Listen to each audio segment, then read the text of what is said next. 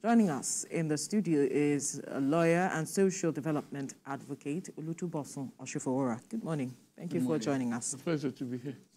Now, talk to us what you know, how you make this whole matter, what you understand of what's going on between the EFCC, the former governor of Kogi State, and even the courts as it is.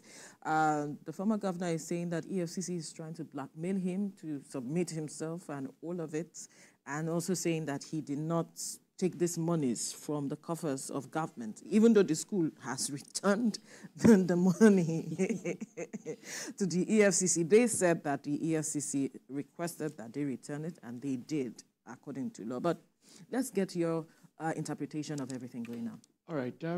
Personally, I feel ashamed for the governor, and it's a recurring decimal. Most times you find it that people go into governance here with all kinds of promises, and at the end of the day, they don't fulfill any of the promises. Right. And then they end up putting their hands in the till and taking what doesn't belong to them, and they take what belongs to what's the commonwealth of the people. That's what they take away. And then I have seen up until 3 a.m. this morning, I was in a back and forth with a friend of mine show, and you know, he was blaming the EFCC that every time a governor leaves, you know, they come up with all kinds of allegations, and then after a while it fizzles out, and he was citing examples of Okorocha and a few other people, you know, that have been let off the hook. And not really let off the hook, but he said, I mean, the whole frenzy just fizzled out and everything. I said, well, that one work that I don't envy right now is the job of both the head of the EFCC and all the people working with him, because they work under a strained environment, under a volatile situation. And if you see the interview, granted, that was viral last week, the man was actually frustrated. That was why. It's not as if he doesn't know how to go to court.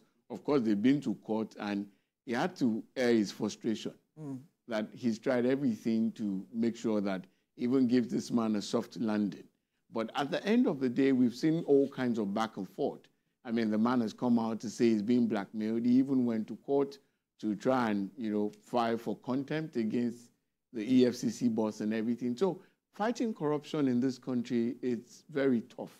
It's a tall order, and the only thing is that those saddled with the responsibility should not give up, because it's tough. Corruption will fight back with everything it's got, and that's what's playing out here. I mean, you can imagine suing the EFCC and trying to go technical with the law and all that. The fact is this: nobody is arresting anybody. Just come and explain what you have done. Why is that difficult? I don't know. I cannot explain it. And what is more annoying, or what is sad for me, is the fact that there are people actually coming out to side with this kind of character. That, for me, shows that we're not ready to move as a nation. Really? Yeah, there are a lot of people siding with them, castigated the EFCC. And I'm like, wow. And then citing funny examples. MI6 is not like this. I say, if you know, I go to EFCC, I do. Funny enough, I even represent clients there now, and I see what these people go through. I see the conditions under which they work. I've been to a few countries. I try to look at how the anti-corruption agencies work. I try to just go, I mean, for my own knowledge and curiosity.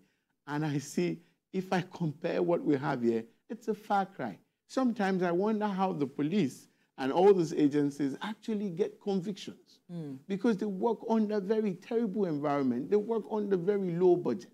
Yet they still come out and get... You saw the man reading out that they've been able to recover so much funds for victims and everything, and then some people still sit because you have been paid to support this person. No, the country is not going to move forward like that. We will complain and explain tire. I mean, like an artist said, that nothing will happen. But if we really want to move forward as a nation, I feel, I was coming this morning and I was thinking, I say, you see this immunity clause that they give governors? Yeah. It should come with a twin seat, that once you're done with your immunity, though it ends, but then you should come straight and explain what you have done with the funds, with the commonwealth of the people. Right. Because invited or uninvited, there should be something that compels you. Come and explain. Come and show stewardship. Yeah. They declare their asset before they came in. It's not about your asset. After office, what did you do with the commonwealth of the people as it is? Because, sorry, let me quickly add this. This same Kogi, it's public knowledge. There was a time civil servants were not paid for 13 months. Yes. It was there, I think, before his second term. I didn't know why and how he got in. I don't know how they view elections there, but that's their own cup of coffee. But now the thing is this. You didn't pay some people for 13 months. So have you ever wondered how their own kids went to school, but you're paying in advance for your own children?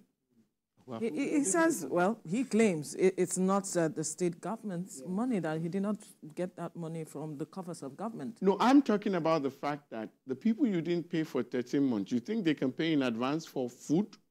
Come on. And how much do they even need? Exactly.